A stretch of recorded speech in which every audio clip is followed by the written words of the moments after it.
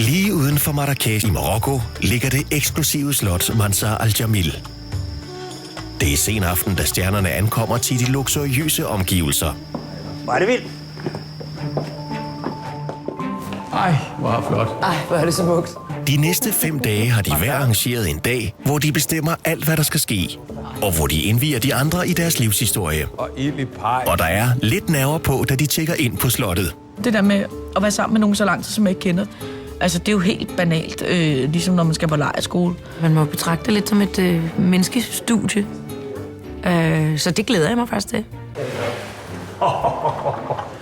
Det er svært at skjule begejstring, må jeg sige. Her skal lille jeg bo. Vil du med at se noget, bror? Ja. Hold op, hvor er det sindssygt. Det er jo totalt prinsessen på jer. Fuldstændig. Her bor jeg. Jeg kommer med. Jeg går med ind og se. Jeg kan kigge alle vegne hen. Nej! Sådan. Det må jeg nok sige. Det er jo sådan lidt ligesom i det gode gamle Grækenland, hvor der var sådan noget fælleslukker, hvor man kunne sidde 20-30 mennesker på toilettet. Og så står der en her. Med viftedag, ikke? Ja. Det er bare flot, det er det, simpelthen. Stjernerne har indtaget slottet. Ses i morgen. Men de skal tidligt op i morgen, så nu er det tid til at se dyner.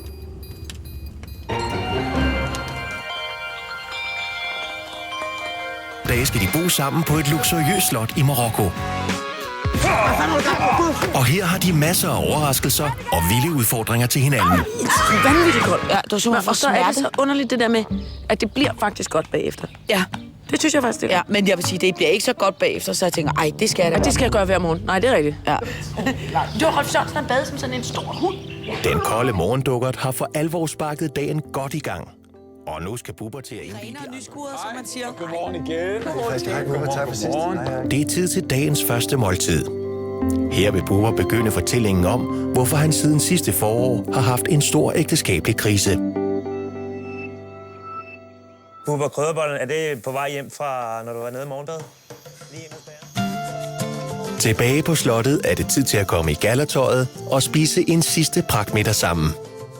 Det har været en rigtig god dag i dag. Det synes jeg virkelig har. Det har været en... Skønne Bubber. Skønne piger. Kæft, det ser godt ud. Men altså også. Jeg ser nogle kjoler, den er da helt... Ja. Det er hele min identitet. Det er det værste øjeblik i mit liv. Hvad skal jeg så? Jeg ved godt, det er en lille bitte verden. Vores lille tv-verden. Og hvis man først er brændt på en eller anden måde, så er der ingen, der vil røre ved en. På nogen som helst måde. Tak, fordi I vil høre på mig. Det var fornøjelse. Altid høre på dig. Skål. Gruppekram. Gruppekram for satan. Kom med.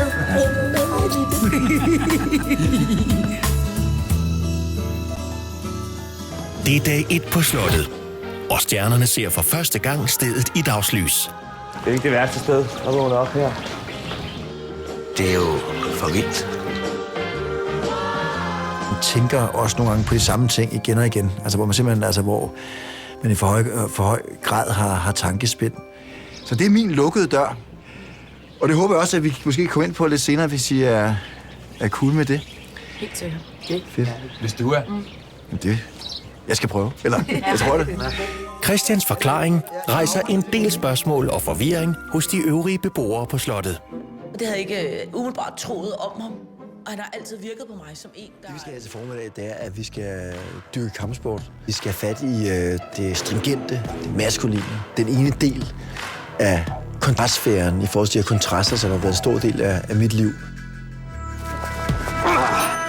Kampsport, det er simpelthen en passion, som jeg har haft i rigtig, rigtig mange år. Faktisk fra jeg var cirka 9-10 år gammel, indtil jeg var næsten 30. Åbn alle sanser. Det var virkelig, virkelig fantastisk. En rigtig sanseåbner. Altså det der med, at man er vant til at glo og glo og glo, ikke? Så det synes jeg var helt fantastisk. Så kommer musik, og så værsgo af med her. Og 1, 2, 3, af med det!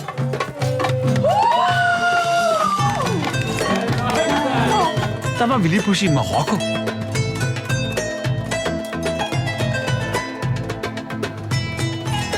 Og så er der mavedanser foran os. Jeg har prøvet at skabe en atmosfære, som er sensuel, som er en lille smule lidelig. Det er altså en, som både appellerer til øret, til næsen, til munden, til kroppen, til følelserne.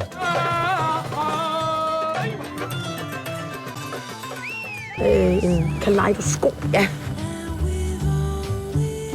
Aftenen falder på i Marokko.